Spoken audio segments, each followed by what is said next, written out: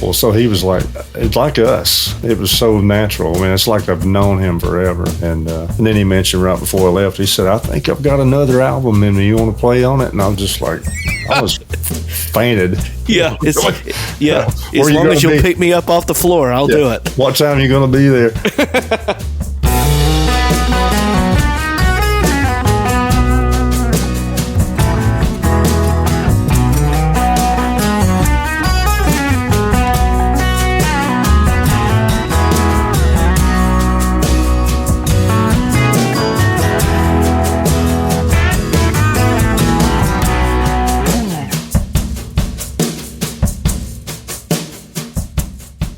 So today I'm getting to chat and hang out with a guy that I just love to death and love getting to make music with and listen to him play. And it's just a real honor to welcome my pal, Mr. Wendell Cox, to the podcast. Hey, Wendell. Hey, Brad. How you doing, buddy? It's good to be here. Feelings mutual, man. I have a whole lot of respect and just a lot of admiration for the way you play, but I think I love you more as a human than that.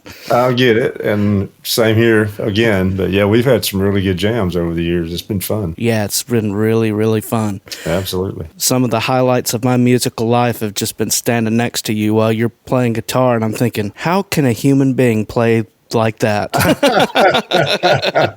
Well, I don't know if that's a good or bad thing. No, it's a good thing, I promise. I appreciate it. Well, same here. It's always a blast, and it's fun when you got somebody that just pushes you to motivate you to play, pull things out that you normally may not even do, or knew you could do. Yeah, that's it. That's exactly it. That's the magic of it right there. That's exactly it. Just being on stage with people that push you and support you, and it's like that on the road. I admire all the guys I work with. They're all that way. I mean, they can almost be intimidating, and I'm just like, oh my God, I thought I was doing something, Yeah. So, well, makes you a better player. That is for sure, man. That's it. And you're still going, but you've had one heck of a great career playing guitar, and anybody in the country music world knows who Wendell Cox is. It's pretty cool. I guess maybe. I mean, we've been at it. Let's see. This month, February 13th, was of '88 when I met Travis, started playing clubs. Wow. And we got on the road around late '89, early '90. That's how quick things progressed, because when I came into it, there was a little bit of buzz around town in Marietta, Georgia. And it was starting to kind of take shape a little bit to where people were coming out to hear us. We started to do the showcases. I got him in to do a developmental deal. Warner Brothers eventually got behind him and signed him, and things took off. So by 1990 and 91, we were just out there busting it wide open doing the one-nighters, Yeah, I didn't realize that it was that quick, but from when y'all started playing until y'all were out there doing it. Yeah, and I knew it was going to happen. I mean, I told Travis as soon as we played the first song at his house. I auditioned in his basement. Really? And yeah, it was on a weekend. They didn't have a gig, and it was only like a 3 or 4 piece band. And as soon as he sang the first song, I just looked over after we got done. I said, it's just a matter of time. I said, if they don't sign you, somebody's crazy, And then what I was doing, though, my style of playing and his style of singing just seemed to fit, because I was more like a blues country style player. And then, of course, that's, he's like Ray Charles, that kind of thing. So there it was, and we were going, I finally found it. You know what I mean? Yeah, that's it. And for me, as a singer, he's everything that I look for in a singer that I like to listen to. He checks all the boxes. I'm telling you. And you can tell he grew up listening to country music. He honors country music, but there's so much more to him than that. The Southern rock, the blues, the R&B. There's so much to him. Yeah, he's tried just about every avenue or style. I mean, not everything. Jazz or whatever, but he has, delved into, for instance, I mean, he wanted to sing with Patti LaBelle, and she was like, well, who's this guy who wants to sing on a record with me, this white kid?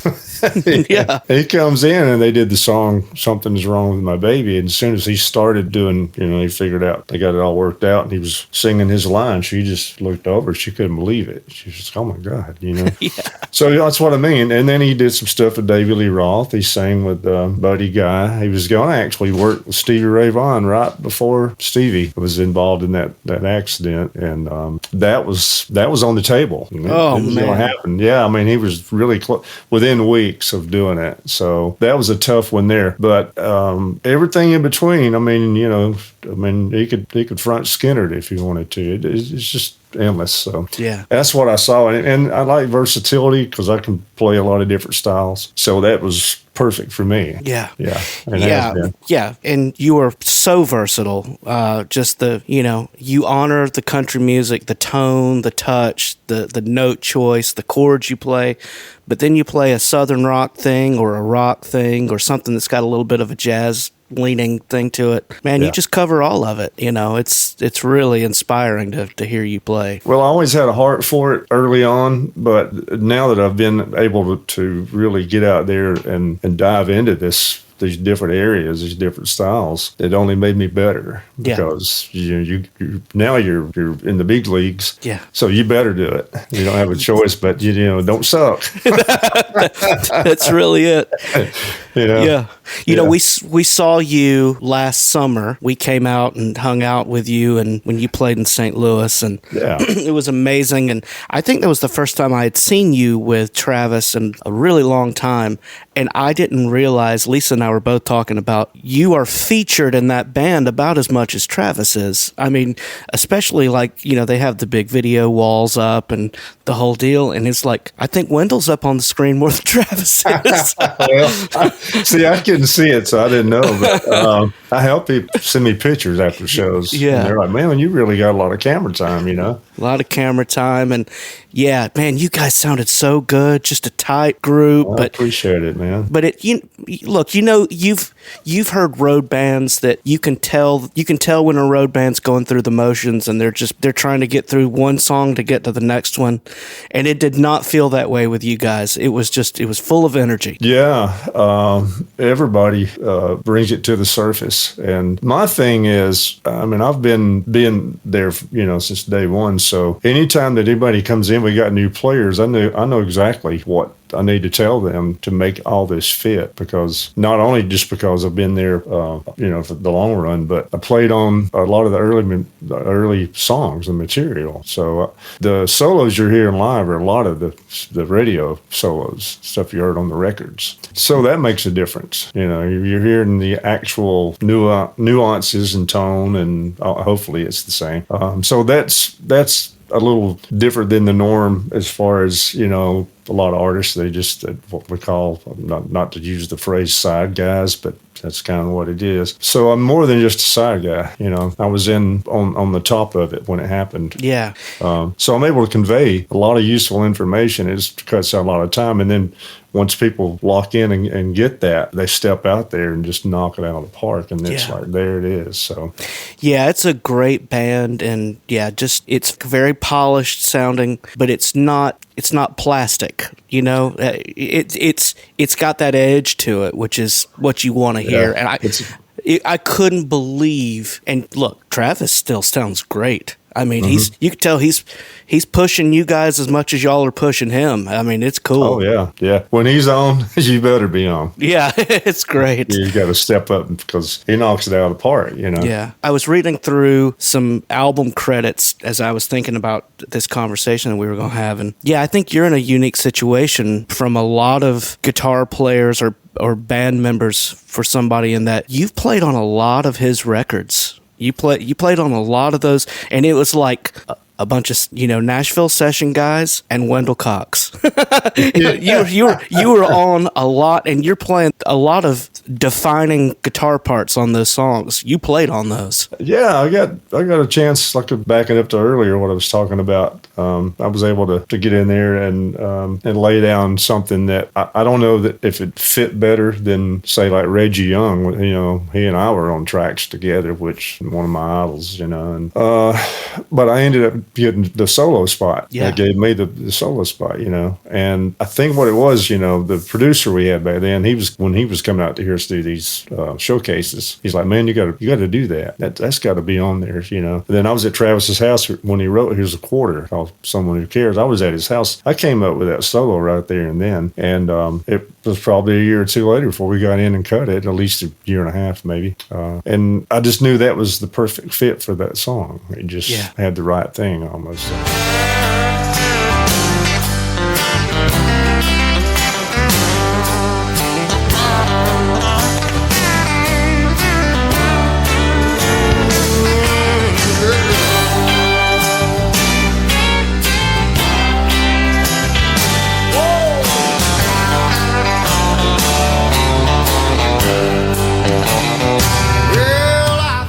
I was able to move into some other areas and be featured on some other things, but it was an honor because you talk about some heavyweights on these tracks. Oh, man. He had these players. I mean, I was intimidated. I'm going, oh, my God, I'm actually being on some of this with these guys that I don't even know if I'm worthy to be here. Well, you shouldn't have felt intimidated, I promise, man. I'm just a kid, man. I'm going, what the heck, I didn't realize how many of those records that John Cowan sang backup on. He's on a lot of those tunes. He did. He came in on quite a bit. One of them that he really knocked it out of the park on was Homesick, the old Atlanta rhythm section song that Travis redid. Yeah. And man, I think at the end of that song, somebody was doing like a slide, like an octave G way up high. Mm-hmm. Well, you hear this other note doing the same thing, and they're like trying to figure out if I've got the story right. And I think it was John. He matched. What? He went up and matched that slide note, which was in the clouds. So everybody was like, "You got to be kidding me!" Gosh, so, yeah, he's my vocal hero, man. I think just what a singer. So modest, but you talk to him, it's like us. So you just talking, but just talking. Yeah, he's just out there. And when it's time to do it, man, it's like, all right, everybody, back up. That's it. He can still do it. Yeah. Yeah. So I wanted to ask you. You come from a very musical family, right? You have a lot of music in your family. What were you hearing when you were growing up? Did you have aunts and uncles, parents playing music? Where all did you hear it growing up? Well, mainly mom and dad were both players, and then both sides of the family, both dad's family, mom's family. It was everybody played something. Seemed like or could sing or whatever. And so they were playing music around as a kid in the community we grew up in above Atlanta, about an hour up in the country, or used to be. Not so much now, but right. So back then, everybody knew everybody. All the all the families and all the different little communities around. And so they had music back then. They called, well, we're going to make music. Mm-hmm. And it could be in a living room at somebody's house or out on their porch or at a lodge hall, cakewalks, all that kind of stuff. I saw it all. So I was around that. I was exposed to that. And then my oldest brother, Roger, he was more of a bluegrasser. So I was hearing a lot of bluegrass from him and my uncle Gary Looper. And then like my sister at home, she had the turntable going. She had records playing anything from Hendrix to, Creedence Clearwater and everything else of that genre or era. My brother was more into, he was more into the Robin Trower, UFO, you name it, like from the early 70s, mid 70s era. He turned me on to Atlanta Rhythm Section, which is one of my favorite bands. So I heard all this as a kid. So I guess that's kind of how I absorbed all these different styles, but I had no idea that I was even doing that. So never really tried to play much. Just kind of banged around on the guitar a little bit when I was young. I think I taught myself Smoke on the Water, which is so easy. And then didn't really mess with it much. My brother had these drums. I'd sit there and play on his drums a little bit. Well, moved in with my dad about 13, and that's when it hit me, and that's when I started playing. And so all this stuff I've learned as a kid and all the exposure, here it come. It was just flowing, Yeah. Yeah. That's very similar. I understand that. I was just hearing my dad was a big country music fan. My mom liked a lot of pop rock stuff, and I just felt I wasn't playing it, but I was just soaking it all in and just remembering all of it, and just kind of storing it up. And somehow when I finally started doing it, I was like, oh yeah, I remember how that goes.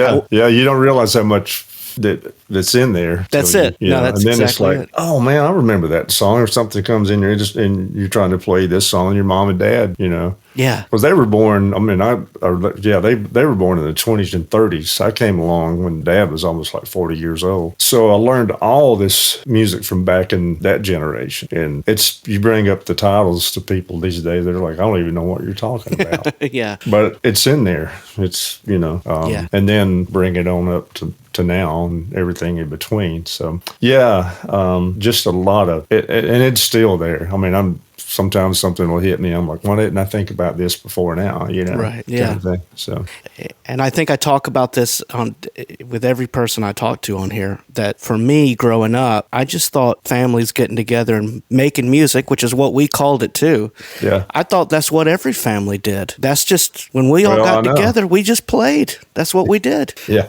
And what a great music education we were getting when we were kids and didn't even realize it. I'm telling you right now, looking back, and I wouldn't trade anything for it. And just like with our children, it's like you want to get them involved and exposed to it as much as you can because you know how much we got out of it. So yep, they're going to get a lot out of it, and they have. That's exactly it. Yeah. And so it's good to not to say force it on them, but it's good to kind of make sure that they get to experience or feel some of that that down home music kind of thing. Yeah, absolutely. Because the more you absorb, it's really useful. Down the road. Well, and I think what you said earlier is really true too, in that, and I don't want to sound like an old fart when I say this, but I'm going to. I think that so much of that too is that I feel like we've lost a sense of community that we used to have, where everybody would just get together and spend time with each other, and it just doesn't seem to happen like that anymore. And that's the other piece of this that's so great, is that those moments we were getting to spend time with family members that people just don't do that anymore. It doesn't seem to have the heart or that originality that we had, that we got to be a part of. I don't know if it's because of it's just the times. People are much more involved in, of course, social media now, and so many different things that can be distracting. It kind of gets in the way of it. But I do remember when we were, like every weekend, we were looking forward. You knew there was going to be music somewhere. Yeah. Somebody was going to be playing and doing something. And it's kind of like with us, like whenever, me and you and the guys get together and play, it's that camaraderie, is that family kind of thing. And it's kind of hard to find that. Of course, times do change, but still, you kind of wish that all these little, the mom and pop kind of little music venues that used to be around. It was always, well, if they're not going to play this weekend, we'll go here. They're going to be playing. That's right. You always had places to go and absorb it or play it or whatever. That's it. Be a part of it. We used to go to, they called it the Chicken House. It was over on Mathis Airport Road. Did you ever go over there and play? Yeah. I think I was down there. I think the only time I was there was after graduation. When I got out of high school, I played at my own senior party or whatever you want to call it with some guys that I played with. So I believe that was the only time I ever went down to the Chicken House. But then they had Wastrie's Antiques on Old Atlanta Road. That was a venue there. Mm-hmm. And then they had Sony Music up here and a few others that were like that. But I heard a lot about the Chicken House. Yeah, I used to sing over there when I was a little kid. Yeah. My dad would play the piano, and there were a bunch of, I don't remember who all was there now, but we would go over there, and you'd hear some good playing, Yeah.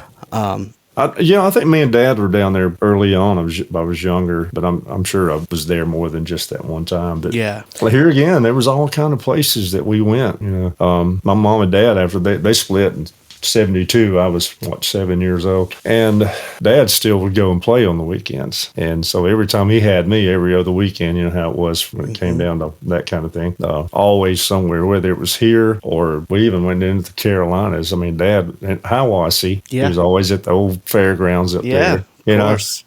It was, he didn't slow down. Dad wanted to be out, but he would have loved to have had a deal of some sort. He was a harmonica player, but if he could have gotten signed as a harmonica player, he would have been Elvis on harmonica.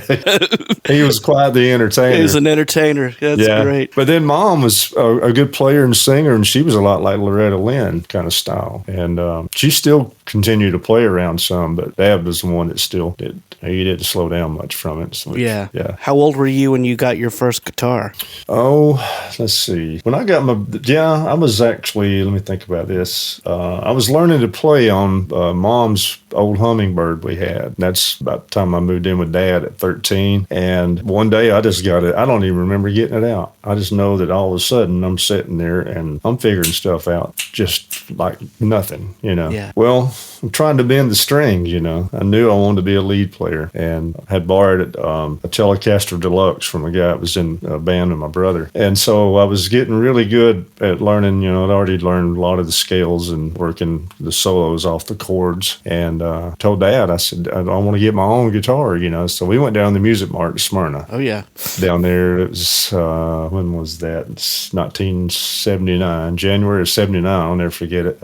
And I got a cousin that was a heck of a player back in the day, but he had something going on. He had these like brittle bones. It's some kind of a disease that really messed with his bones. So, but he was really good. You probably heard of him. His name was Hoyt Estes. Yep. Yeah. Oh, yeah. Well, he could look at one, tell you all day long, good guitar, bad guitar, whatever, check the action and all that. Well, we go down to the Music Mart down there, and I'm pulling off the less expensive ones. I just want an electric guitar. I mean, it didn't have to be, So I'd shown him 3 or 4 of them, and he pointed to an early 70s gold top deluxe Les Paul, which my favorite player was Barry Bailey of the Atlanta Rhythm Section. Well, that's what he played, and my heart was pounding. I'm thinking, Dad, there's no way he's going to buy that guitar. Of course, I'm thinking it's going to be $10,000. And it was a used one. The guitar was probably 5, 6, 7 years old by then. And so anyway, Hoyt looks at it and he looked up at Dad and he goes, "This is the one." So that was my first. Oh, and I still have it. Do you really? I'll never get rid of it. That'll be passed on. I wouldn't take $1 million for it. But I'll pass that along to my family, whoever can play it. I mean, well, my daughter's musical. My son, he's really taken to it. So, but yeah, that was my first one, and it's just got the magic. I've got others, but it's just got the magic, How many times did you just sit there and stare at it when it was in your room? I did.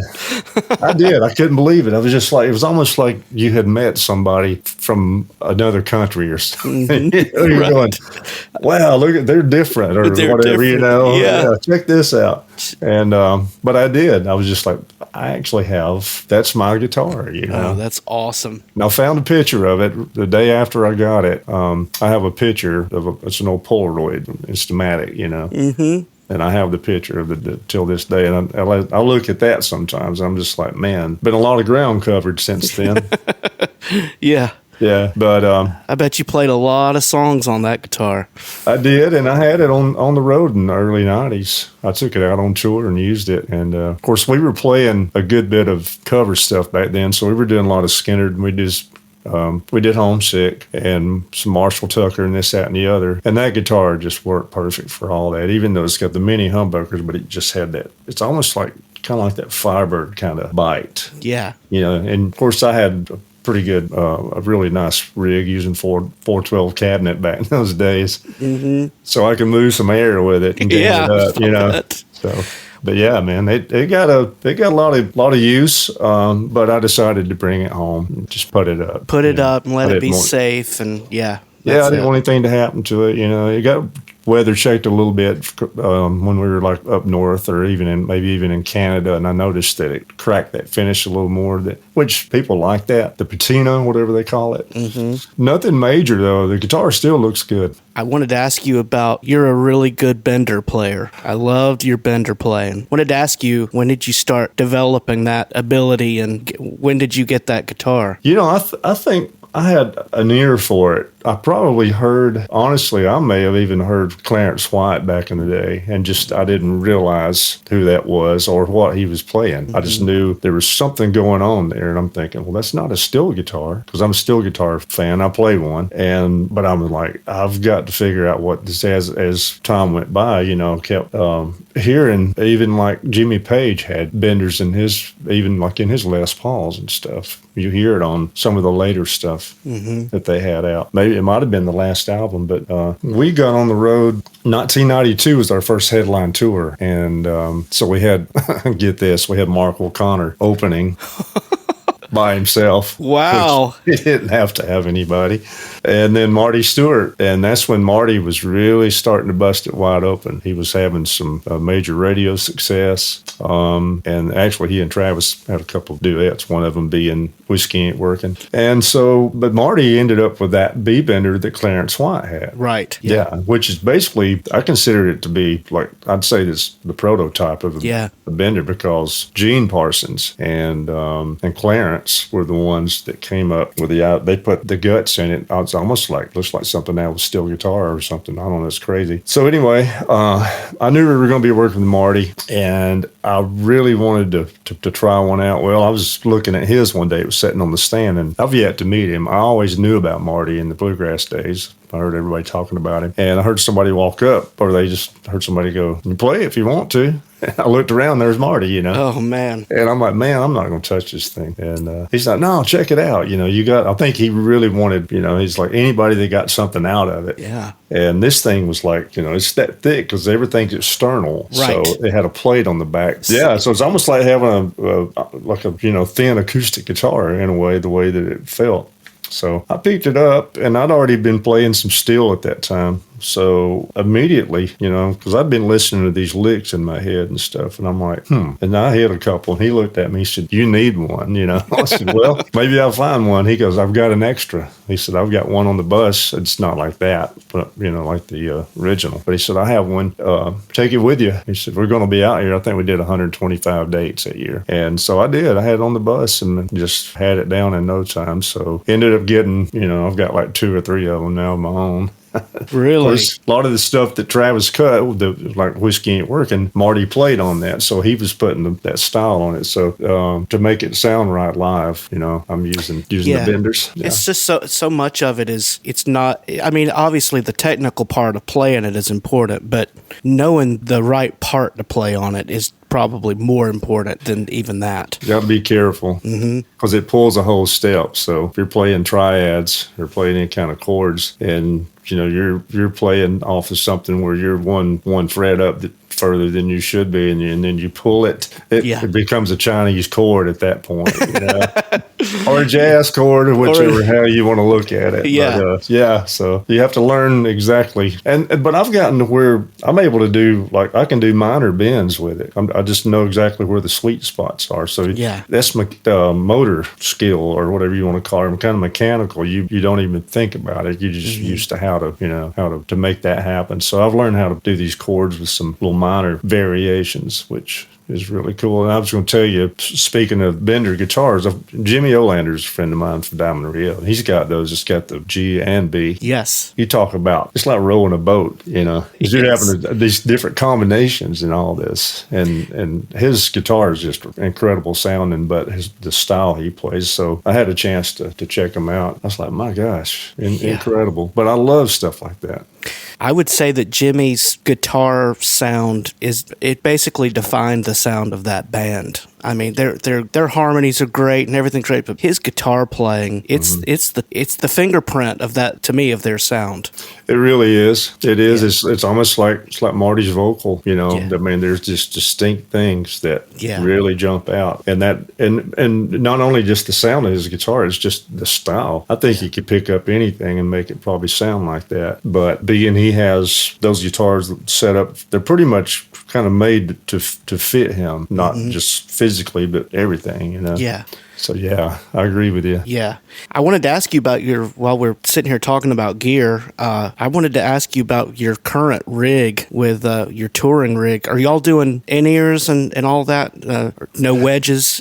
or are you using any wedges? Most everybody's on ears, and I have ears, but I'm so old school, and they say this is the worst thing to do is to put one in, leave one out. Now I know people will. Thing. Yeah, sometimes you got to hear the stage. There's just something about either hearing it or feeling or hearing the air move. I don't know. It's you're so sterile, you're so locked in. It's like being in a studio, standing in front of 5 or 10,000 people, which is cool because you can hear a really good mix because they dial our mixes up to where the way my mix is the way that everybody is on stage. People are panned. It's panned, so it feels like the person on your left you're hearing it more on your left side. Yeah, and if Travis was to pull out a song that we don't normally do, say like an old Wayland song or something, and people are doing fills or solos or if you're hearing somebody, then that way you don't step on them or they don't step on you. So you're able. That helps, to define. But I still have a wedge where I can feel. I got to feel the bass and the kick drum hit me right here. Absolutely. I'm so used to that.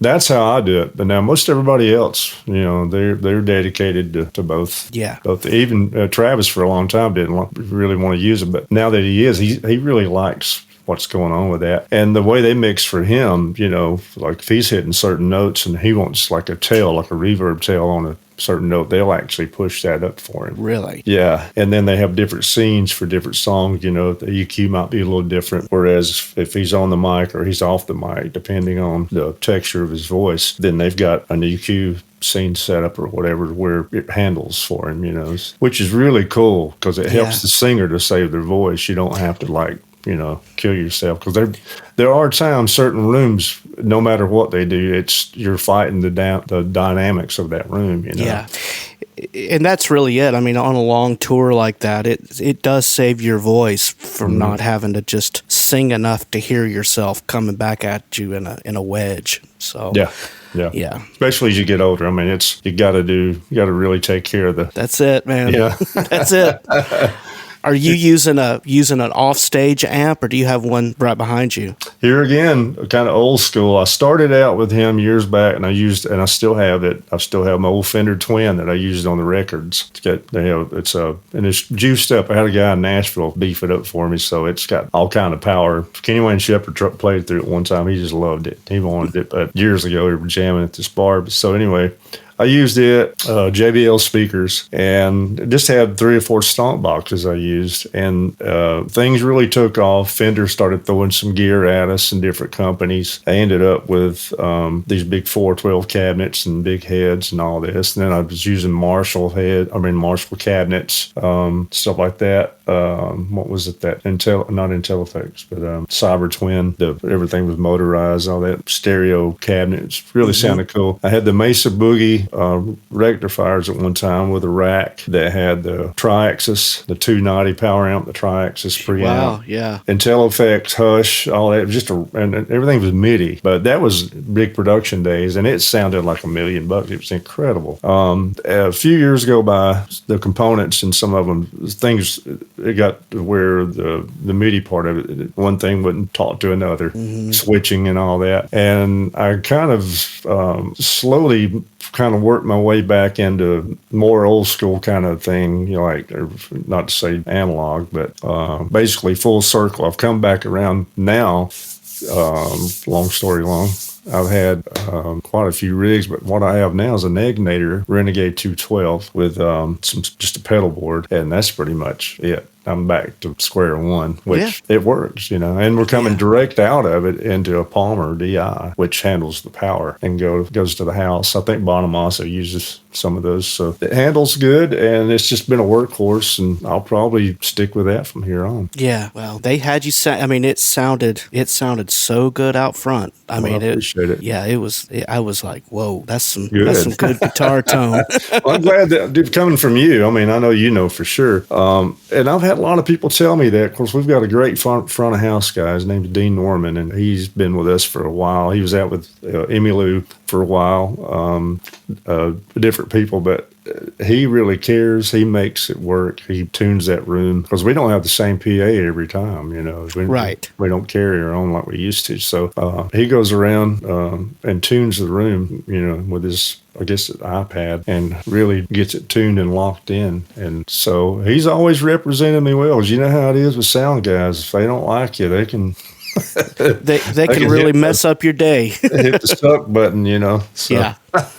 Yeah, that's I was really the mix was really really good. Good. So. Well, that's I've heard even like people will post videos that from just with a cell phone, just recording straight onto it of a show, and it sounds really good on that. I'm thinking, well, we gotta be just smacking, Yeah, that was it, and it was a good balanced mix, good balanced amount of low end. You could hear everything really well. I mean, it sounded like you were sitting in front of a pair of reference monitors listening to something good, being man. mixed. So yeah, it was good. It was. And really here good. again, we were up front and we were opening. Well, I think we did 45 minutes that night. You're talking about that was Brooks and Dunn. And it was Eric Church. Eric Church. I'm sorry, we did some with Brooks and Dunn. Kind of the same thing, but we only had a little time. So you pretty much, it was kind of throw and go. You go out there and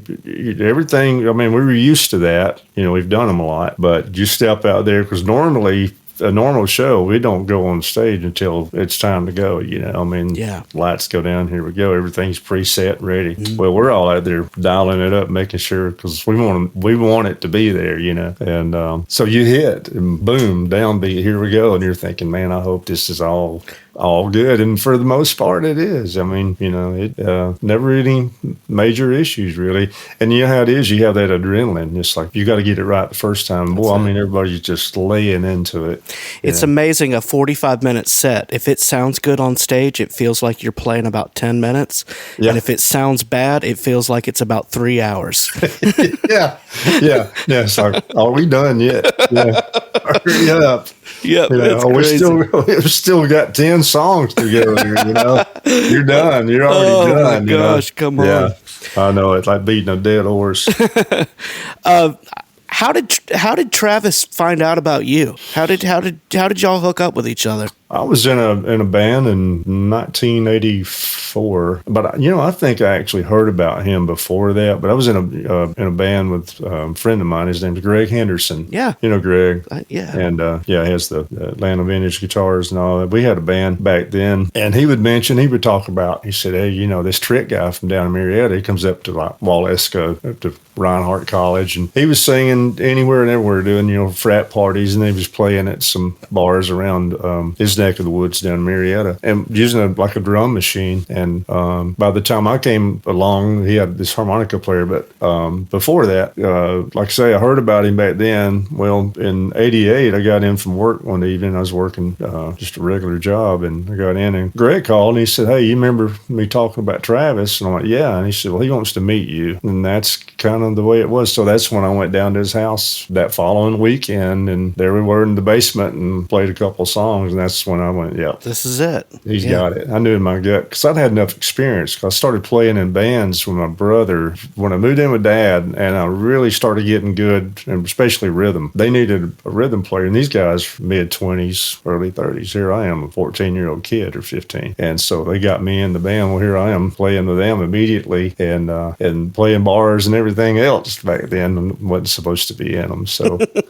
and then after that, I had worked my way through with Greg and everybody. I've been in a couple, 3 bands, and the experience that I had early on. By the time I met Travis on it, I just knew it. I could have been the talent guy. I could have said, "Yeah, we got something here." So sure enough, one of the first guys that came down from Warner Brothers, his name was Doug Grau, and he walked in. He's leaned back on Travis's pool table there at his house and was listening to us. It wasn't even in a bar or anything, I don't think, best I remember. And he looked over, and that's what he said. He said, "I think we got something here." You would have thought he'd said, "Hey, you guys are going to be the next whatever," And I didn't show my emotion, but I'm just thinking, man, there it is. That just to hear somebody acknowledge it that way. So, Yeah. So Yeah, it's and I remember hearing those early tunes. I mean, it was already there. It was the real deal right out of the gate. Well, those guys back then, the early lineup of that band that we had back then, the sound we had, it was just something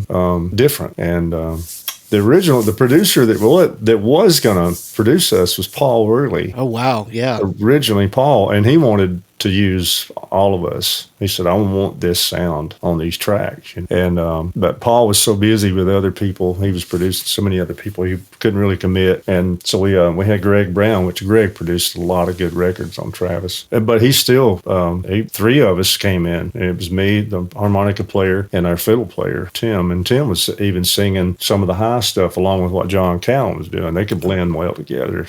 Not in the room at the same time. We were doing these overdubs. So even though it wasn't the total lineup, they still used certain parts of the ingredients there. So there was something. I knew it. I'm just like, man, I've never felt this. You just knew there was something there. You just know. Yeah. I mean, you just know. I mean, I on a much different scale, but I'll tell you, and you understand. First time I ever sang with Mark and Jody was in the back of the music store one day, and they were looking for a bass player, and we started singing together, and 2 lines into the chorus, I thought, well, these are my guys right here. When you know, right? I mean, it's when it's special. And I agree, because when I heard you guys, it was like, there it is. Boy, it's locked in here now, Yeah. And I couldn't wait to join in. I was like, man, this is going to be fun. Well, and it was. Blast, so, yeah. It was a lot of fun. I highly admire your talent. I always have. And I just knew when you guys got together, I was like, yeah. See, here again, there's just a lot of magic. And people all around that started here. And it was just like, I mean, they couldn't get enough of it. They still can't. Well, and it's and I'm sure, it was this way with you guys when it's a group of people not competing with each other. It's people wanting to just do what they have to do to make it the best thing the product can be. Mm-hmm. That's when the magic happens. Absolutely, and I see the best in everybody. I've never been one to go, oh, you can do that better, or I'm able to play my guitar better than you are playing your whatever parts. No, it's always everybody has equal share of influence and putting everything that they can into it. Like I say here again, I get intimidated because I work with some people that just absolutely blow my mind at the talent they have. And all these years I'm thinking, man, I've really done something, and then you find out. You hear something, you're going, wait a minute now. How did that happen? Where did that come from? So yeah, I mean, I've never.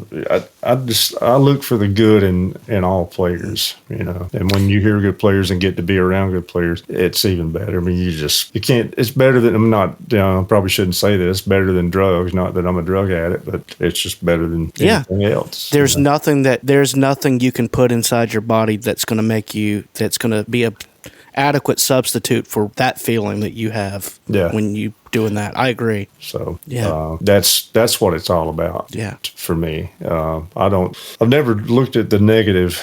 People always try to find something where they can. I've worked with people like this or been around, whether it's different players or crew or whatever, but some people, they just seem to want to maybe find something to break somebody down. And it's like, don't do that. Build them up. Build them up. Yeah. And it's their fault if they don't, but at least you tried to give them that foundation. Yeah. No, I think you're right. And that some people think that if they break somebody else down, it'll make them feel better about themselves. And when actually, if they do what you're saying and build somebody else up, it's going to do it for both of you, Absolutely. Absolutely. Yeah, you get way more out of it. Yeah.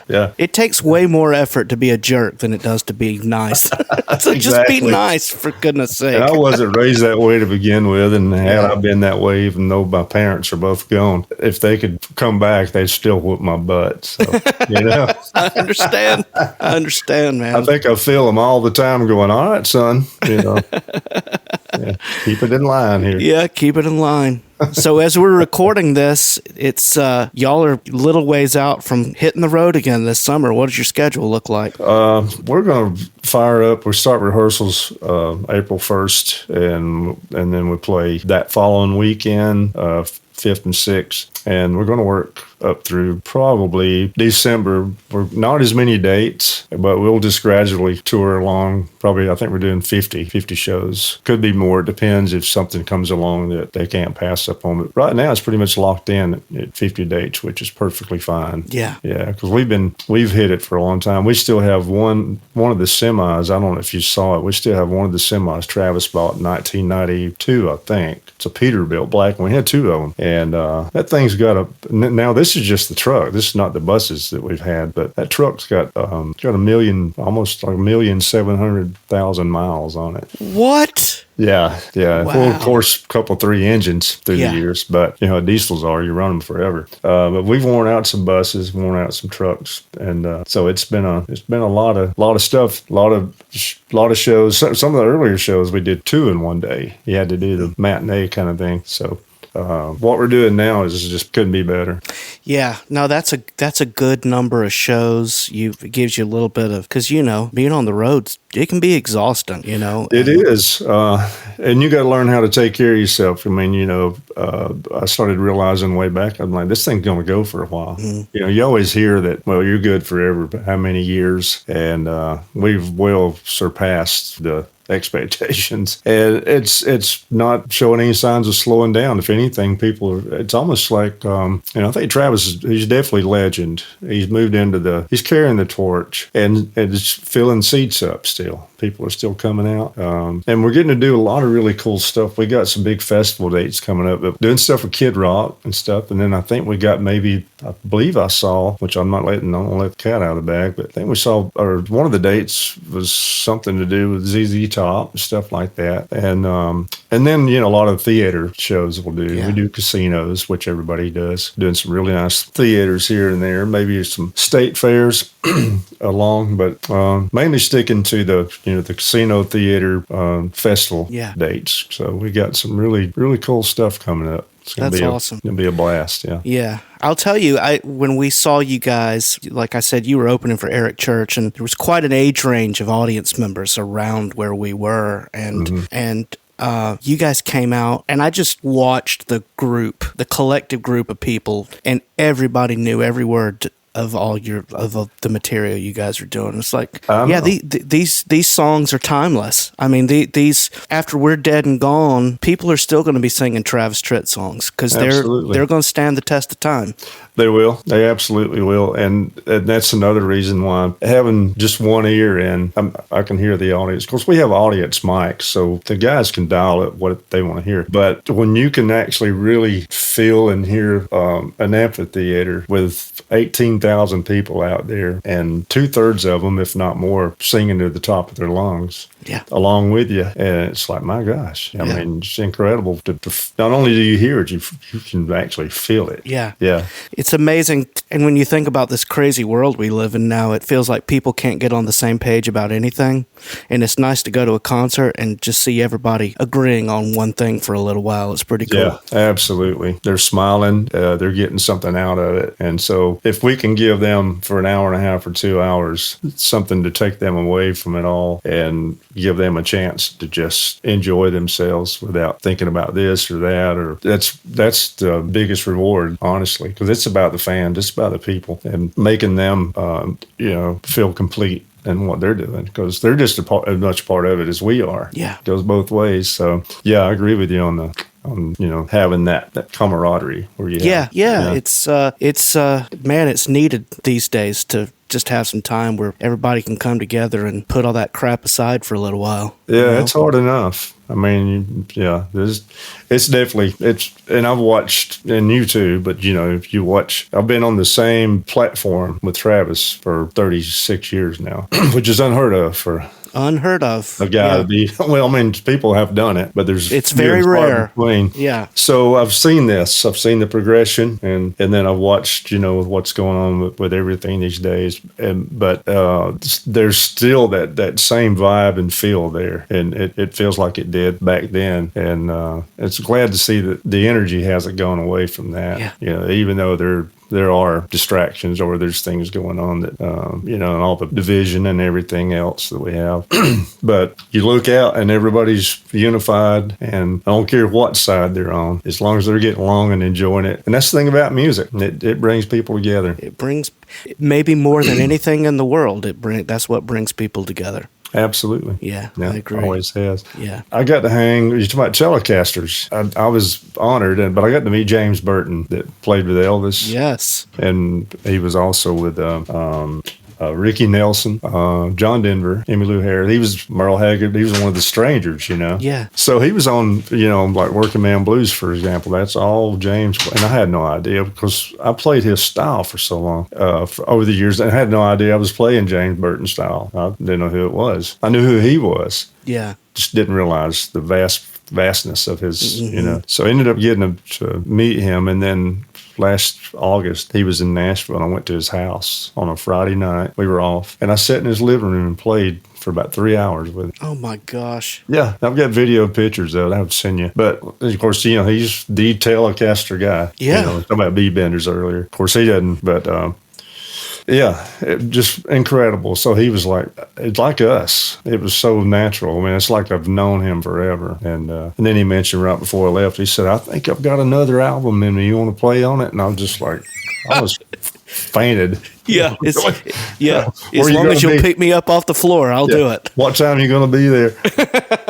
Man. So anyway, I wanted to give James a shout out. James has had some health issues here a while back and stuff, and he's doing better. But I tell you what, man, that's a class act right there, because here again, he's like we are, but talking about how you get something out of it. He still likes to get out and jam and play because people just love it. And so they're getting, and he's getting as much out of it as they are. But you wouldn't know that he ever played, because every time you heard Elvis go play at James, during a song, well, that's who he's talking about. I'm going, you got to be kidding me, So anyway, to think about how many guitar players in every style of music that James Burton has influenced. Oh, man. I mean, everybody. Well, there's a video on YouTube where he was over at the London Palladium last year before. I think it was year before. It hasn't been that long. They did a tribute thing with him, and Brian May actually sang Hello, Mary Lou. Oh, cool. But he came out before they started the song. He goes, this man here, he said, the solo that he played on that song back in the 50s, he said, had it not been for him playing that solo, that style, he said, I don't think I'd be playing guitar today. He said, so I'm not worthy. He's doing all that, and then, but they did the song. But here's what was funny was Brian May singing the song. He didn't play guitar, and Ron Wood's on stage, and he stopped playing because James was just like carrying it, He just.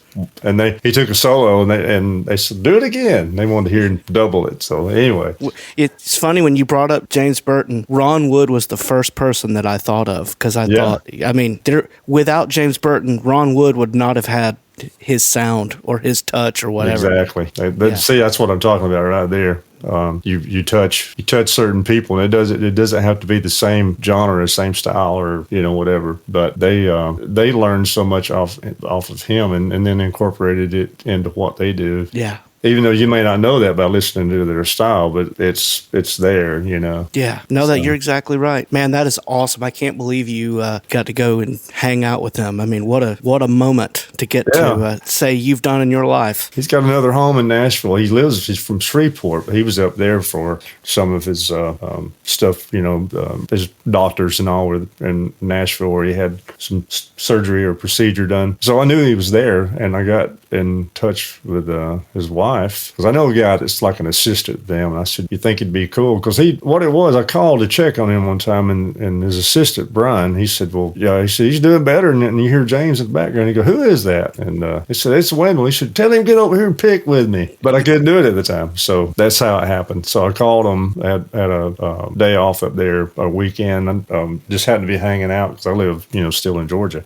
And so I called, and they said, yeah, come over. And I kept trying to leave, and Louise would go, no, y'all play some more, because he needed to play. That's what it was. He's having some issues from the anesthesia, and he had some stuff coming up where he was going to have to go to the Opry House. He was going to jam with like John Oates and some stuff. And then that weekend, and then like supposed to be in the studio with like Brad Paisley on Sunday, and she wanted him just to play and play and play, you know. And I could tell he was tired, and I'm going, I need to get out of here. And she said, no, play some more, you know. Yeah. I'm thinking, man, I'm really wearing it out. I'm wearing my welcome out.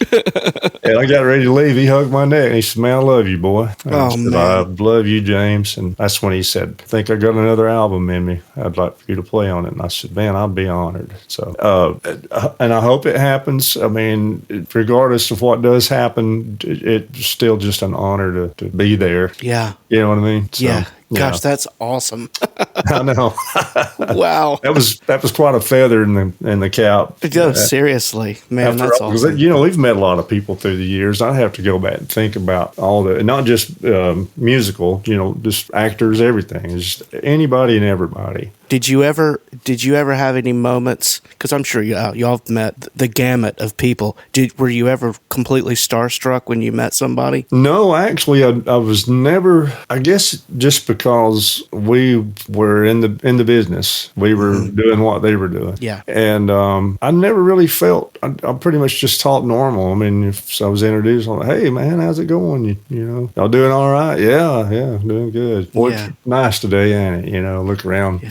You know, sun's out. You know what I mean? Yeah. And just never really, I never said anything like, you know, well, I like that song, or you did this and you did that. Like, for example, we did stuff with, we were on these festival dates way back. Actually, got to meet Waylon way back for a minute. And it was just, you know, quick. Hey, how you doing? I was good to see you, you know, and just stood there. And of course, he's having a cigarette. He's just hanging out. Yeah. We were playing early, so he happened to watch us. Well, he was going to be on later. It was a big festival. It might have even been June Jam or something like that. And but then we we met Hank Jr., and he ended up singing on some stuff of Travis's music, and we toured with him. We did a tour with him, 1990s. When was that? 97, I think it was. And everybody always said, you know, when they bring him in, everybody just leave him alone, let him do his thing, and all that, you know, because being he's Hank Williams' son, I mean, you know, everybody's going to be wanting to talk to him or whatever. So he came in and he looked over and kind of acknowledged, and I was like, hey man, how you doing? And he went on about his business, never even let on. And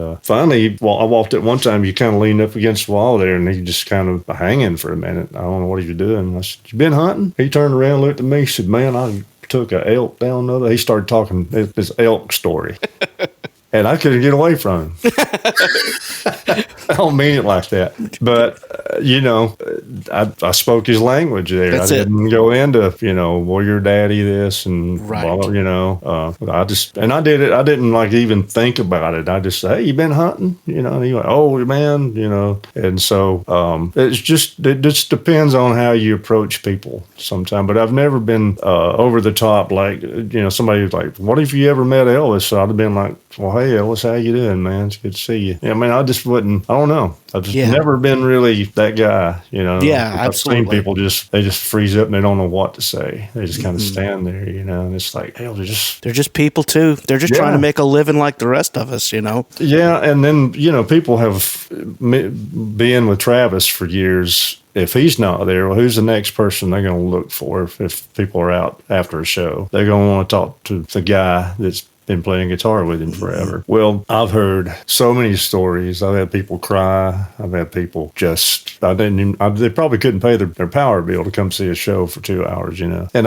I'm a good listener, and I've always been able to, and a lot of patience, and because you got to have it in the business. But sometimes they don't know what to say, and I always try to like move it in a direction for them to where they feel comfortable. Yeah, you know, because sometimes they're like, "I'm so sorry, I didn't mean to," and I'm saying this, and I'm talking about that. I'm like, "It's perfectly fine." I said, "I get it." I said, "We're all human here, you know." Right. So I've never been one to, you know. And sometimes, you know, some of the guys are like, man, we got to go. We got something we got to go do. And I'm like, well, I'll catch up in a minute. Let them finish telling me what it is they're telling me here. Yeah. You know? And then you go back a few years later and those same people walk up and they're like, you know, you taught to me one time and I really appreciate you, you know, having the heart to do that. And I said, well, if it weren't for you guys, we wouldn't have anybody to talk to. That's right. Yeah. That's that's it. They're the reason that y'all, you know, get to do what you do. That's awesome. And a lot of the musicians will talk about, the solos and stuff, because some of them are familiar with my work. And it's even on YouTube, some of the players on there trying to do the Here's a Quarter solo, or I'm going to be somebody solo. And it's pretty flattering to pull it up and go, man, they're trying to play my stuff. Yeah. And I don't even know. One guy was on there the other day, and he goes, now Reggie played it like this. He did, and I'm going, it wasn't Reggie. No, he did not.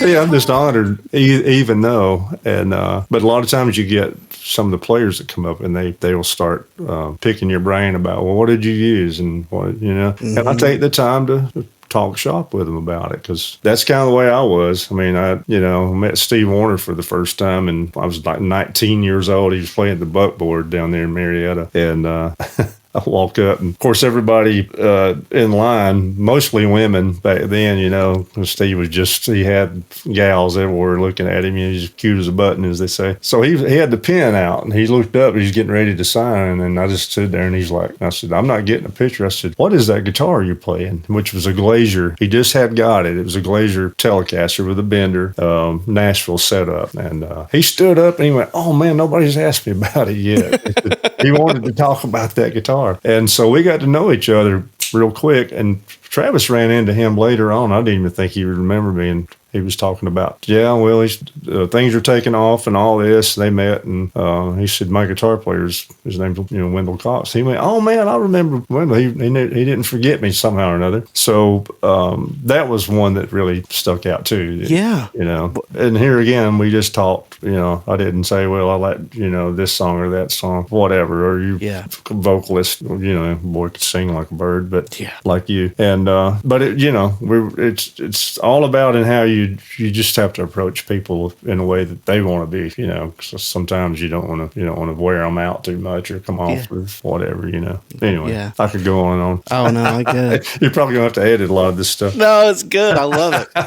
I did want to ask you one question, because I couldn't remember this or not. I couldn't remember. Did you play in the Super Bowl halftime show when it was in Atlanta with Travis? No, we were there. We were doing all the tailgate stuff that weekend. And we were on like NBC on Saturday. We did, I think we did something Friday, but I remember on NBC we did a tailgate party. Or it might have been actually on Sunday before the game. Pretty sure it was Saturday. We were on stage. We had Stevie Wonder was over here. He played a couple songs. B-52s played, and then we played. So we were doing that kind of thing at the convention center. Mm-hmm. We got to go to the game. We were actually in the stands on the 50-yard line down at the bottom, looking both ways. We got to check the game out. They were using extras. They were players, but they were just playing to a track. And they basically used these guys behind every artist, so they didn't have to switch out, because the artists were singing with tracks. They were actually live vocals. They had the headset, so they were singing their vocals live, but they're singing with tracks. So they had these players back there, and it was all the same guys. So that was the route that they went. I couldn't, with that. Yeah, we didn't get to.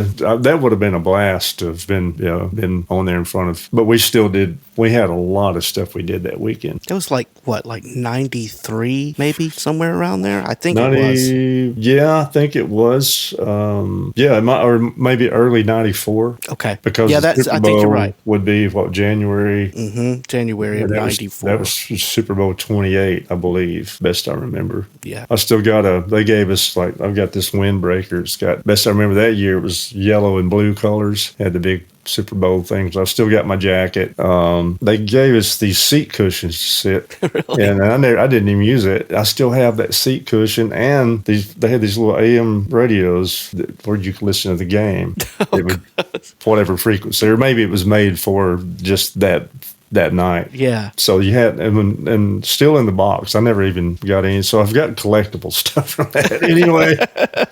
Even though I didn't get to play the main thing, I've got things from it. So that was really cool, though. That was just getting to do the tailgate stuff was awesome to actually hear Stevie Wonder sit there and play. Man, because we did the song Georgia. We did Georgia on My Mind, but I can't remember what it was he did now. And then here comes the B-52s just laying into it. I'm just like, man, this is wild, you know? What a cool, diverse group of talent on that show. Know. That's awesome. And there were so many other things, but I'd have to go back and think of it or pull up. I don't even know if there's video of this stuff, but it was quite a blur because they had us, we did that, and then we had to be on another stage, and we had to go do this, had to go do that. And it was quite eventful. Oh, I'll bet it was. Yeah, that's awesome. Yeah. Well, man, I'm not going to keep any more of your time. This has been a complete honor getting to do this. I've enjoyed it. Out. Thank you for it's been quite an honor for sure. It's always good, and it's an honor to get to hang out. And I miss playing music with you. I was thinking about that. Yeah, hopefully we'll do it soon.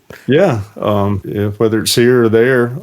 Yeah. And I'm trying to remember if we got any dates out there. I'm sure we're going to be out your way somewhere, so I'll figure out. Yeah, let me know. I'll come and hang out. We'll hang out a little bit. Yeah, man. Have to come out and good. Maybe you can meet more of the guys this time and everything. Yeah, I enjoyed meeting the drummer. He was a nice guy. Yeah, he's something else, man. He's a great player. Incredible. And just really his style is he pulls tone out of drums like people out of guitars, and just all of them though are just phenomenal player. But yeah, hopefully we'll be out that way. Yeah, that'd be awesome. Awesome.